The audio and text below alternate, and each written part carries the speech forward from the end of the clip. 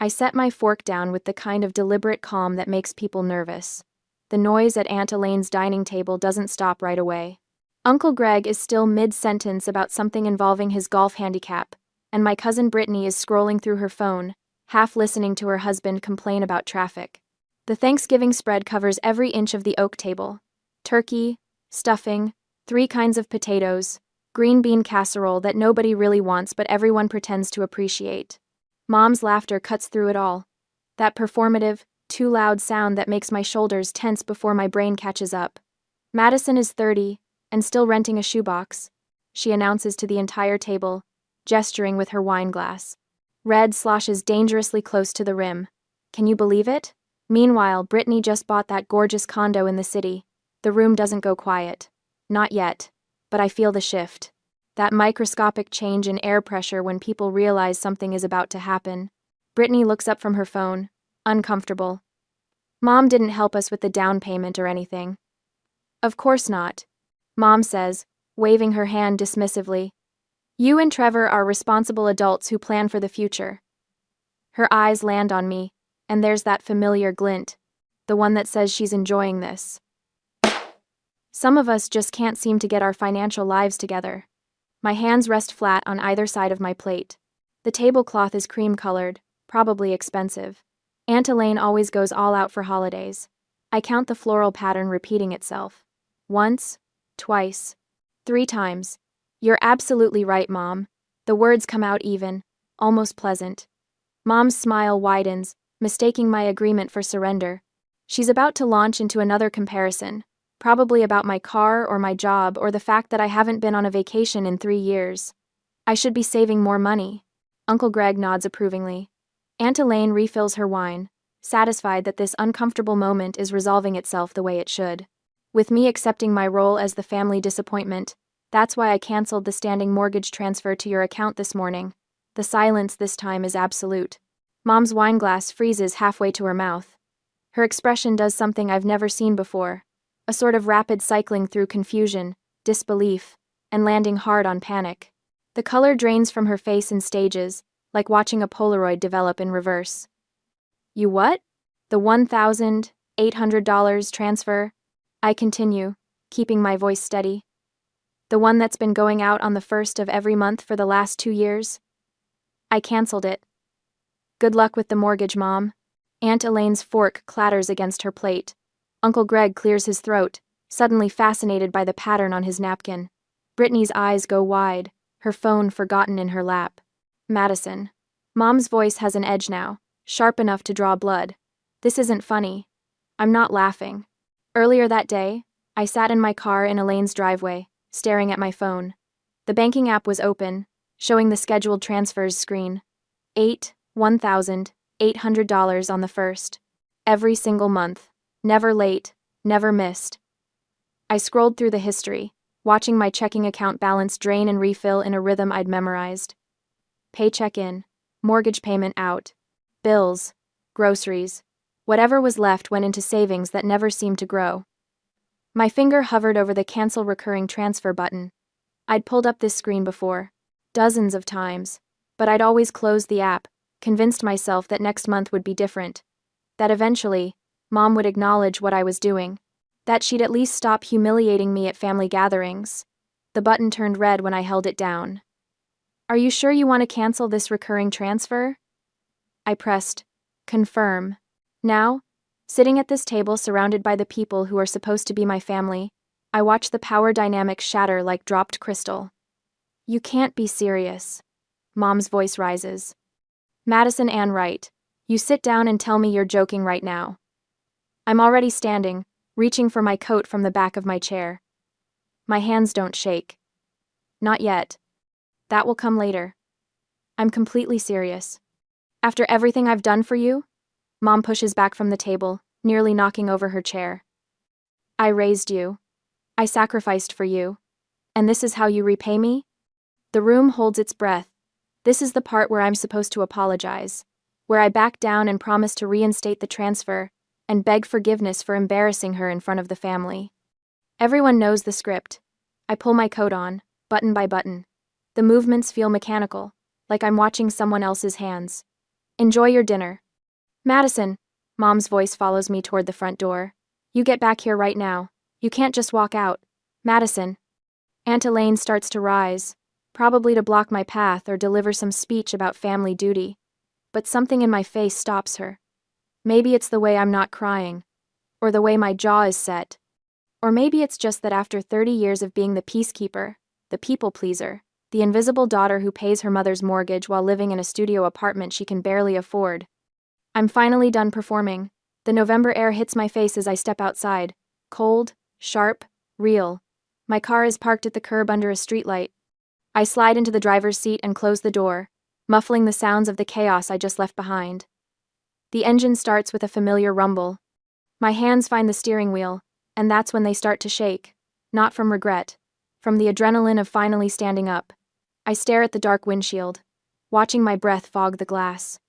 Inside that house, Mom is probably crying now. Aunt Elaine is consoling her. The family is probably already deciding I'm the villain in this story. But I'm not going back in. Not tonight.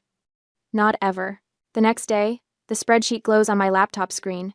Each row a small betrayal documented in Arial 11-point font.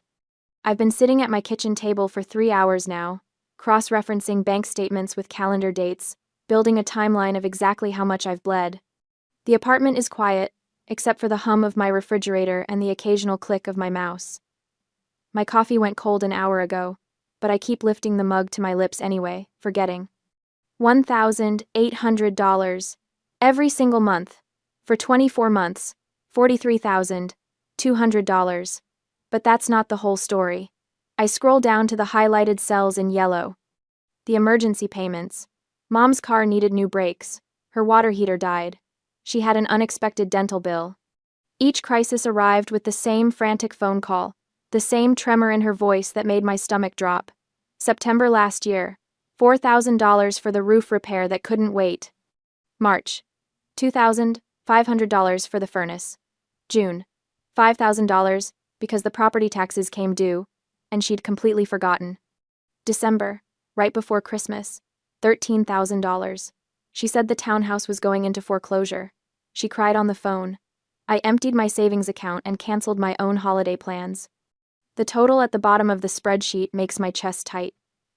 $68,000. I saved the file with a name that feels like evidence. Madison, Wright, Financial, Documentation, 2023-2025, XLSX. Then I save it again to my cloud drive. Then I email it to myself. I'm not losing this. My phone buzzes against the table. Dad's name on the screen. Hey, I answered. Your aunt called me. His voice is careful. Said you made a scene at Thanksgiving. I stated a fact. Good for you. He exhales, and I can picture him in his kitchen, leaning against the counter the way he does when he's gathering his thoughts. Your mother called me too. Wants me to talk some sense into you. And? I told her I agreed with you. Something loosens in my chest. She's been telling everyone you left her broke. Of course she has. Dad sounds tired. Madison, you know the divorce settlement was 50-50. Right down the middle. The judge made sure of it. Your mother got $230,000. The townhouse was paid off. She had no debt.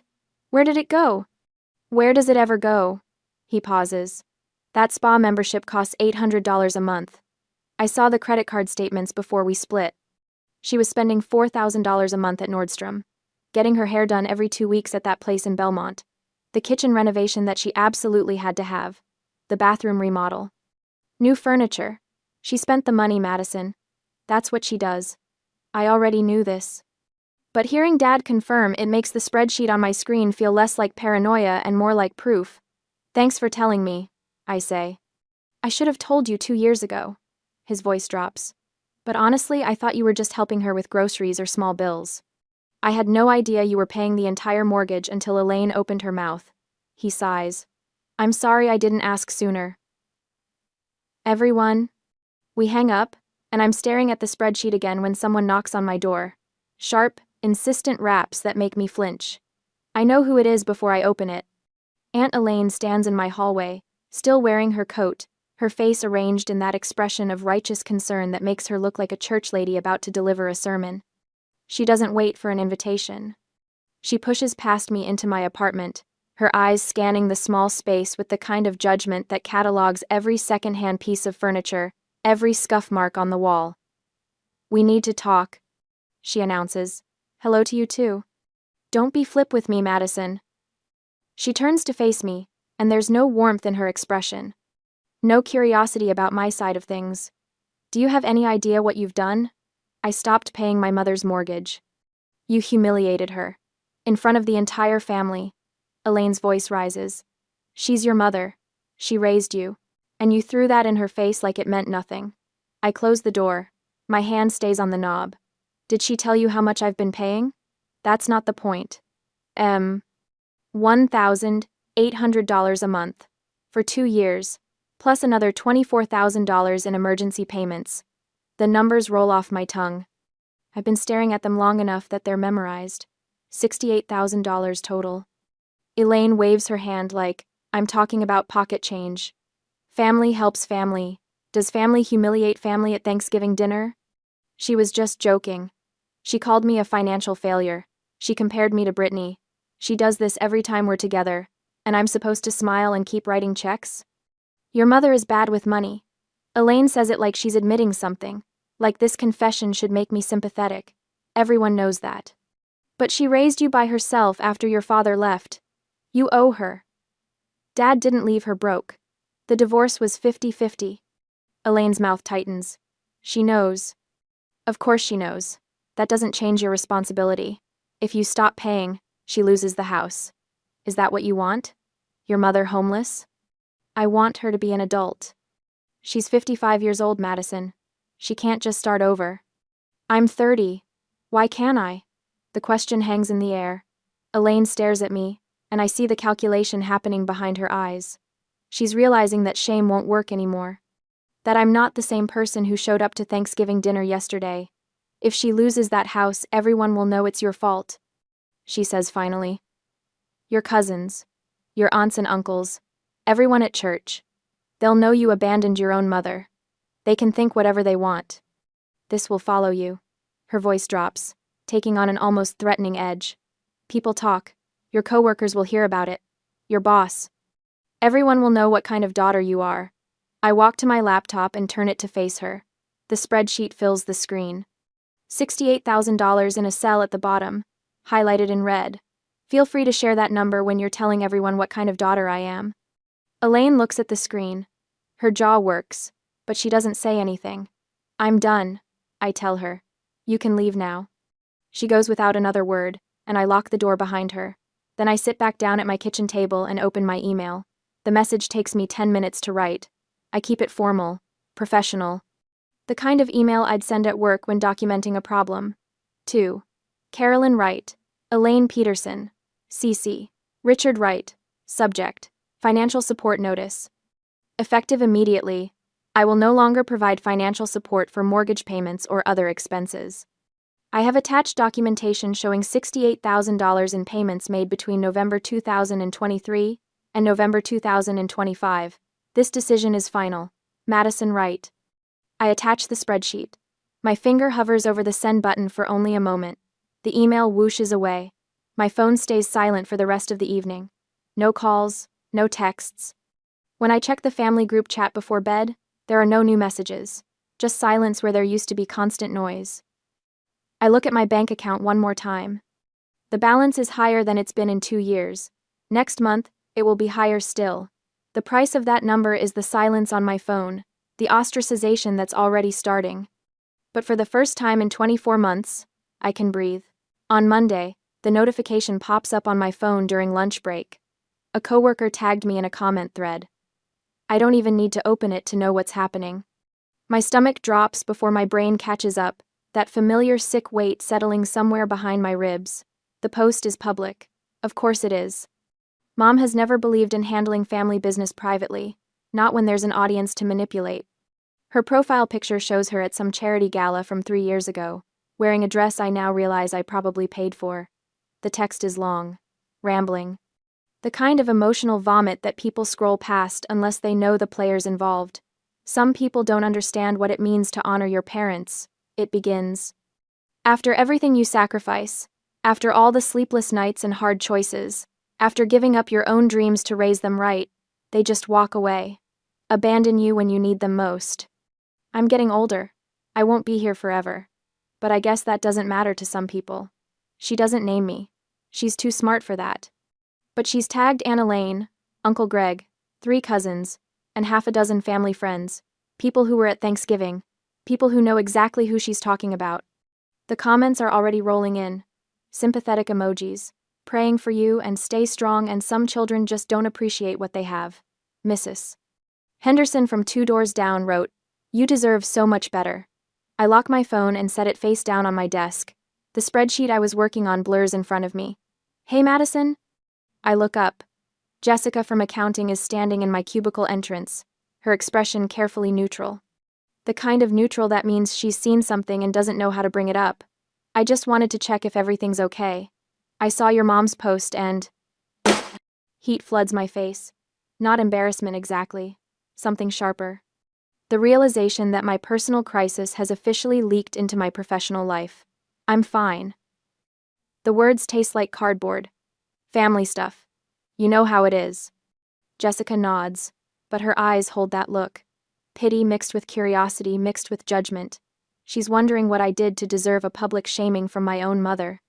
Whether there's truth to the ungrateful daughter narrative my mother is spinning. "If you need anything," Jessica says, backing away slowly.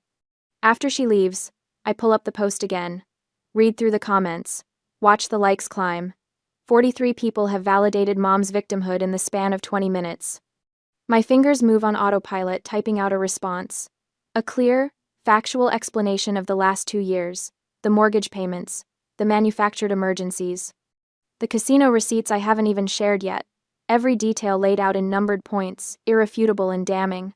I write 3 paragraphs. 4. The truth presented in clean, professional language that can't be misinterpreted or twisted. My thumb hovers over the post button. 1 tap and everyone will know my side. 1 tap and the narrative shifts. 1 tap and I stop being the villain. The office air conditioning kicks on, humming through the vent above my desk. I stare at my drafted response, reading it over twice. Then I highlight all of it and hit delete, because that's exactly what she wants. Mom doesn't care about the truth. She cares about the performance. About forcing me to defend myself publicly, to engage in a battle where she controls the terrain. Every comment I make, every fact I share, it all feeds into the drama she's creating. It makes me look defensive, reactive, like someone who has something to hide.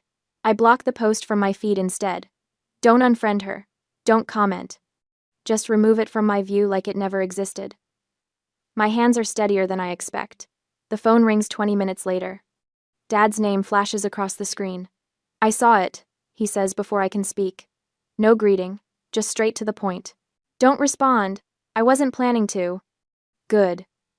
He exhales, and I can picture him in his workshop, surrounded by half-finished furniture projects and sawdust. "She's baiting you. This is what she does. Creates a crisis, makes herself the victim, and waits for you to react, so she can point to your reaction as proof of how terrible you are. I know." "Do you?" His voice softens. "Because I spent years falling for it, apologizing for things I didn't do, trying to fix problems I didn't create. It took me too long to realize you can't win against someone who rewrites history every time she opens her mouth." I close my eyes, pressing the phone harder against my ear. People believe her. Some people will believe anything that confirms what they already think. The ones who matter will see through it eventually. After we hang up, I sit in the silence of my cubicle. The fluorescent lights buzz overhead. Someone's microwave popcorn makes the break room smell like fake butter. That evening, my coworker Amber texts me. Not Jessica with her careful neutrality, but Amber from my training cohort 3 years ago. We get drinks sometimes. Share war stories about difficult clients and office politics. "Saw your mom's post through a mutual friend. Want to grab coffee?" We meet at the place 2 blocks from my apartment. Small, overpriced, with mismatched furniture and aggressively hip baristas. Amber orders something with oat milk. I get black coffee because I'm too tired to make decisions. My mom did the same thing to my sister. Amber says without preamble. Different details, same playbook. Public shaming, playing victim, making it everyone else's problem. I wrap both hands around my mug, absorbing the heat through the ceramic. My sister was supporting her for 4 years, Amber continues. Rent, bills, groceries. Mom spent it on QVC jewelry and timeshares she never used. When my sister finally cut her off, Mom told everyone she was being abandoned, made herself out to be this tragic figure. What happened? My sister moved across the country, changed her number, started over. Amber shrugs. Sounds dramatic, but sometimes that's what it takes. You can't fix people who don't want to be fixed. You can only protect yourself. The coffee tastes burnt, but I drink it anyway. Back home that night, I sit cross-legged on my couch with my laptop open. The Facebook post is still up, still gathering sympathetic comments like barnacles on a shipwreck. I navigate to my privacy settings and start clicking through options. Limited profile visibility, restricted lists, unfollowing without unfriending, the digital equivalent of closing a door without slamming it. I unfollow Aunt Elaine, Uncle Greg, the cousins who liked Mom's post, the family friends who added their prayers and sad face emojis. One by one, I remove their content from my feed. They can still see my public posts, and can still think whatever they want, but I don't have to watch them perform their loyalty to Mom anymore. The quiet that follows feels intentional instead of empty. The phone vibrates in my hand at 7:30 a Wednesday morning. 3 weeks of silence were broken with this call. Aunt Elaine's name glows on the screen, and my stomach drops before I even answer. It's an emergency. Her voice is breathless, theatrical. The utilities are being cut off and the sheriff is at the door. Madison, you have to do something. Behind her, Mom wails.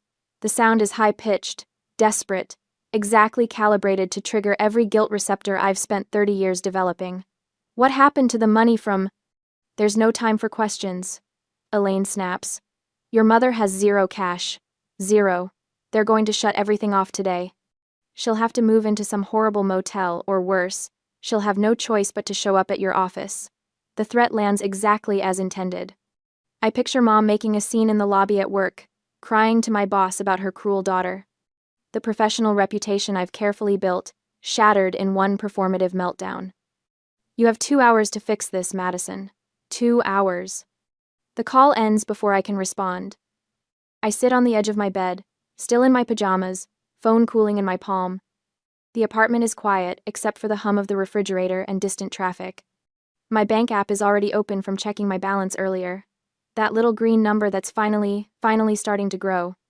The old Madison would already be getting dressed, already calculating how much she could transfer without overdrafting, already composing the apology she'd offer for letting things get this bad.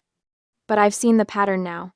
The manufactured crisis, the impossible deadline, the threat of public humiliation as leverage. I scroll through my text history with Mom instead. 3 weeks of silence since the email, not a single response to the spreadsheet, no acknowledgement of the $68,000. Just radio silence until this exact moment when she needs something. My finger hovers over the banking app. Then I close it. I text back, I'll meet you at the townhouse. 1 hour. The reply comes in seconds. Thank God. I knew you'd come through. I shower, dress in my usual work clothes, gray slacks, white blouse, minimal makeup. The mirror shows someone who looks tired, defeated, beaten down. Perfect. The drive to Mom's townhouse takes 35 minutes, but I make them wait longer. My hands are steady on the wheel. No shaking this time. Just cold, clear focus. Mom's car is in the driveway. So is Elaine's Mercedes. I park on the street and walk up the path slowly, counting my steps. 17 from curb to front door. The flower beds Mom planted last spring are overgrown, weeds choking out the petunias she spent $200 on. The door opens before I knock. Finally. Elaine ushers me inside like I'm late for surgery. She's in the living room. She's been beside herself. Mom sits on the couch, tissue box in her lap, mascara smudged, but her eyes are sharp. Alert, watching me for signs of weakness. Elaine hovers behind her, arms crossed, playing the concerned sister. They're barely concealing their smugness. They think this is victory. The prodigal daughter returning with her checkbook open. I don't sit down. Show me the shutoff notice. Mom blinks. What? The sheriff. The utility company. Show me the paperwork. There's no time for... Elaine starts. Show me. Mom's hands flutter toward the coffee table where a single envelope sits. Duke Energy. Addressed to her. I open it. Final notice, dated 3 days ago. Past due amount, $412. Not $1,800. Not the mortgage. Utilities. I'll handle this one last time. The words come out flat, exhausted. Mom's shoulders drop, relief flooding her features. Elaine's expression shifts to satisfaction. They exchange a glance that confirms everything I suspected. This was always about breaking me, about proving they could still pull my strings. I pull out my phone. I need to transfer the payment directly. Just write a check, Mom says quickly. Or Venmo me, whatever's fastest. No. I keep my voice steady, defeated. I need the account information. The login for the utility company. I need the records for my own taxes anyway. The lie slides out smoothly. Reasonable. The kind of thing a responsible person would say. Mom hesitates. This wasn't the plan. She wanted cash, liquid and untraceable. But she needs this money too desperately to refuse. I watch her calculate, watch her decide that getting paid now is worth the minor inconvenience of sharing login credentials. Fine. She rattles off the website, username, password. I type them into my phone, fingers steady. The Duke Energy portal loads. I navigate to payment options, enter my debit card information, and confirm the $412 charge. My bank app shows the transaction processing immediately. There, paid. Thank you, sweetheart. Mom's voice drips with false warmth. I knew you'd understand. Family helps family. But I'm not done. I'm scrolling now. Phone tilted away from their view. Transaction history. Download statements. Screenshot. Screenshot. Screenshot. The phone's camera sound is muted, but my heart hammers so hard I'm sure they can hear it. 6 months of utility bills. Paid on time, every month, no late fees until this one. I keep scrolling, downloading, documenting. Mom is already talking to Elaine about something else, her crisis resolved. They think this is over. They think the ATM is open again. I should go. I pocket my phone. I have work. Of course.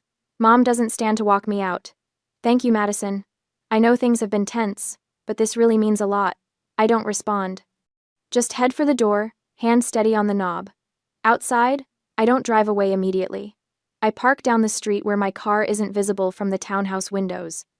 My phone is hot in my hand, screen glowing with the utility account still open. The login credentials work for more than just Duke Energy. I navigate to her bank account, the one she gave me access to under the guise of paying bills. My thumb hovers over the transaction history. Then I tap it. The numbers that load make my breath catch. 2 days ago. ATM withdrawal. The Emerald Casino. $2,000 in cash. The day before the emergency. The day before she claimed to have zero money. The day she and Aunt called me. I scroll further back. More casino withdrawals. Luxury purchases at department stores. Spa memberships. Monthly charges that paint a picture of someone who never intended to pay her own bills. Someone who spent the mortgage money knowing exactly who would cover the shortfall. I screenshot everything. Every transaction. Every date. Every location. The evidence downloads to my phone in a neat, devastating timeline. Inside that townhouse, Mom and Elaine are probably celebrating. Probably already discussing what the next emergency will be. Home repairs, maybe, or car trouble. Whatever story sounds urgent enough to open my wallet again. But I'm not crying. I'm smiling. My fingers fly across the screen, creating a new folder. Evidence. I drop every screenshot inside, then back it up to cloud storage. 3 copies, each one a bullet I didn't know I'd need until this exact moment. The trap isn't just armed anymore. It's loaded, aimed, and ready. Let's see what else you've been hiding, Mom. I start the engine and pull away from the curb, leaving the townhouse and its occupants behind. My phone sits in the cup holder, screen dark now, containing the truth they never meant for me to find. The ATM isn't open. It's about to permanently close.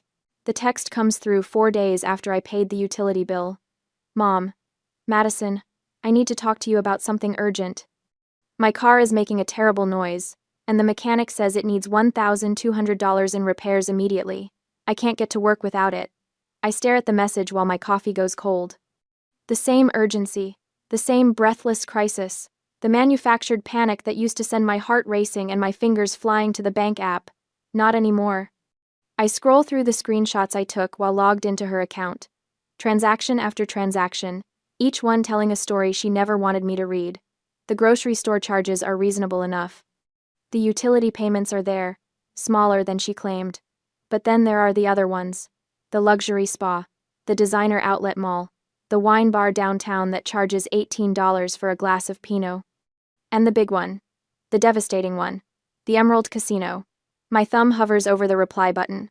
I could ignore this, block her number, move on with my life and let her figure out her own messes. But she won't stop. People like Mom never stop until someone makes them. Me. Let's talk about it. Can you meet tomorrow afternoon? I think Aunt Elaine should be there too. The response comes back in seconds. Mom. Why does Elaine need to be involved? This is between us. Me. Because she's been involved in every other conversation about my financial responsibility to you. 2 o'clock at the Riverside Cafe. I'll see you both there. I don't wait for her to argue. I turn off my phone and finish getting ready for work. The next day, the cafe sits on the corner of Main and 3rd, the kind of place with round tables and too much natural light. I arrive 10 minutes early with my laptop bag and a folder containing printed copies of everything, the evidence organized by date, highlighted in yellow where it matters most. Mom and Aunt Elaine walk in together at 2:15. Late, but not late enough to be called out for it. Mom's face has that pinched look she gets when she's nervous but trying to hide it. Elaine's expression is already set to disapproval, like she walked in here ready to lecture me about family duty before I've said a single word. They sit across from me. Mom reaches for my hand, but I pull back and rest both palms flat on the table. Thank you for coming. Of course, sweetheart. Mom's voice drips with artificial sweetness. Now, about the car. I really am in a bind, and I know you said you wouldn't help anymore, but this is different. I can't work without transportation. We can talk about that. I open my laptop. The screen glows between us. But first, I want to show you something. Elaine shifts in her seat. Madison, if this is about dredging up the past, it's about last call. I turn the laptop toward them. The transaction history fills the screen. When you called and said the utilities were being shut off. When the sheriff was supposedly at the door. Mom's face goes very still. I paid that bill directly, remember? You gave me the login information. I clicked to the next screenshot, which meant I could see everything else too. The silence stretches. A waitress approaches, takes one look at our table, and veers toward a safer group of customers. Madison. Mom's voice has an edge now. Looking through my private accounts is a violation of... The day before your crisis, I tap the screen. November 14th, the Emerald Casino, $2,000, cash withdrawal. Elaine leans forward, squinting at the screen. Her mouth opens, closes, opens again. You withdrew $2,000 at a casino. I continue, my voice steady. And then the next day, you called in hysterics about not having money for utilities. You manufactured that emergency. You gambled away your mortgage payment, and then called me to cover it. That's not... Mom starts, but I hold up one hand. I have $68,000 reasons to be done with your lies. I pull out the printed copies, sliding them across the table. This is 2 years of payments, $1,800 a month, plus the emergency payments, plus the utility bill I just paid, which subsidized a casino trip. Mom stares at the papers like they might catch fire. Her hands tremble as she reaches for them, but she doesn't pick them up. Can't. Maybe. Elaine reads in silence. I watch the exact moment she realizes she can't defend this, can't spin it into another lecture about family duty. Her face shifts from disapproval to something closer to shock. Carolyn. Elaine's voice is quiet. Dangerous. Tell me this isn't real. It was a mistake. Mom's words tumble out fast. I was stressed. I thought I could win it back. I never meant for... You lied to me. Elaine cuts her off. You stood in my kitchen and told me Madison abandoned you. You made me call her and guilt her into helping. And you were lying. I needed help. Mom's voice rises, desperate now. I made one mistake. One bad decision. That doesn't erase everything Madison owes me. I close my laptop with a soft click. I don't owe you anything. The words land heavy. Final. The money I gave you didn't save you, Mom. It enabled you. Every dollar I transferred went toward maintaining a lifestyle you couldn't afford.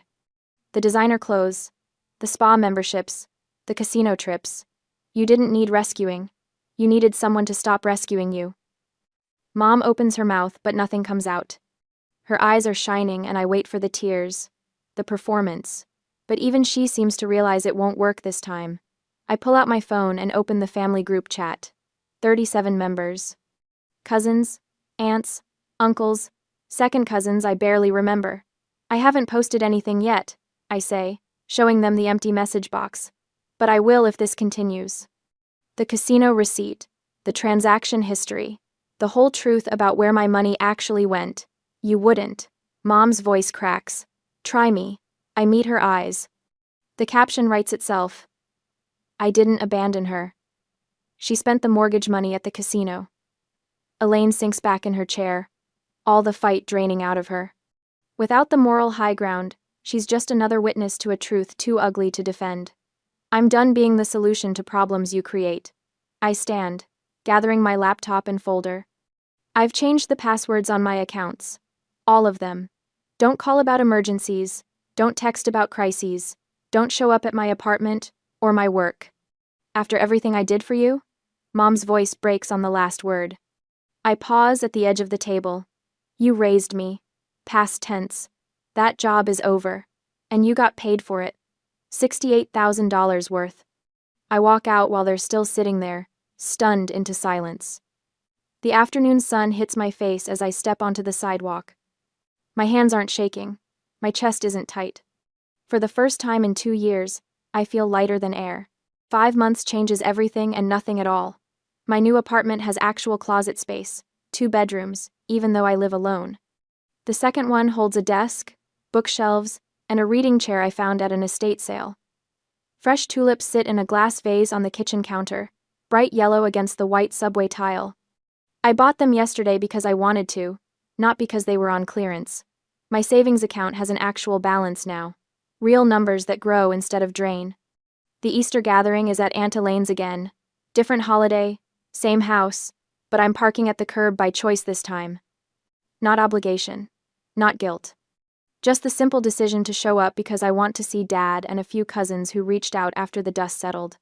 I grab the lemon cake from the passenger seat. Store-bought, because I'm not trying to prove anything anymore. Inside, the familiar sounds of family chaos greet me, kids running through the hallway. Uncle Greg's booming voice from the living room, the scent of ham and scalloped potatoes drifting from the kitchen. Mom is here. I spotted her car in the driveway. She's sitting in the corner of the dining room when I walk in, quieter than I've ever seen her. Her wine glass is half full instead of constantly empty. She glances up when I enter, and something flickers across her face. Not quite shame, not quite resentment, something in between that I don't need to name or fix. I nod once. She nods back. That's all there is. Madison. Brittany waves from across the room. She actually smiles, genuine instead of uncomfortable. That cake looks amazing. The conversation flows around me differently now.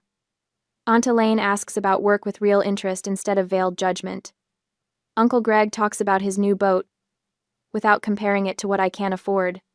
Nobody mentions my apartment size or my car or my apparent inability to plan for the future. They adjusted. The family learned where the line is, and nobody's testing it anymore. Halfway through dinner, Cousin Mark makes an offhand comment about helping his brother with rent.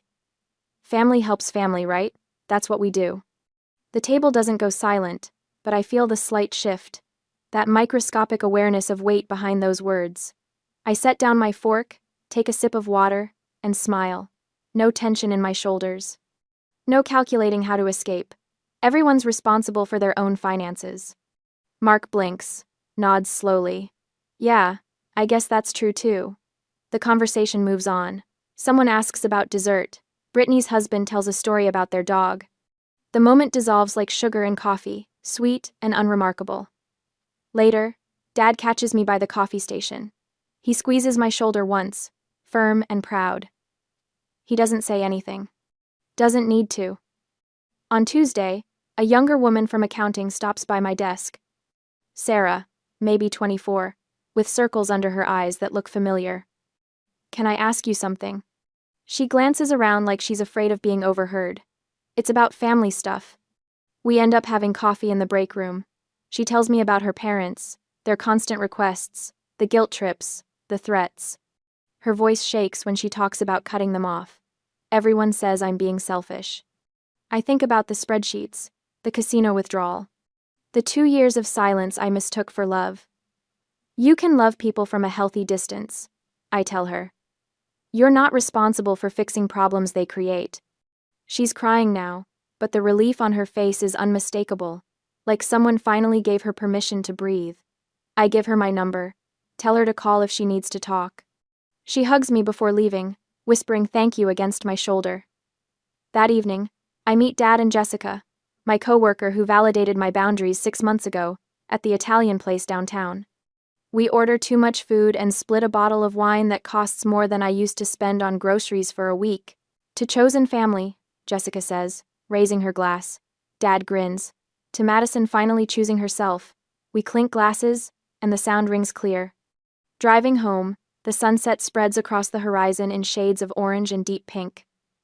My hands rest easy on the wheel, no phantom buzzing from my phone. No checking the rearview mirror like Mom's going to appear. My laptop sits open on the passenger seat, browser tabs still visible.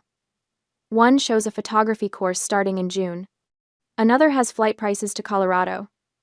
The voice in my head sounds different now, steady instead of anxious, clear instead of conflicted. Family helps family, I say out loud to the empty car, but help doesn't mean sacrifice. The light ahead turns green. After all I did for you?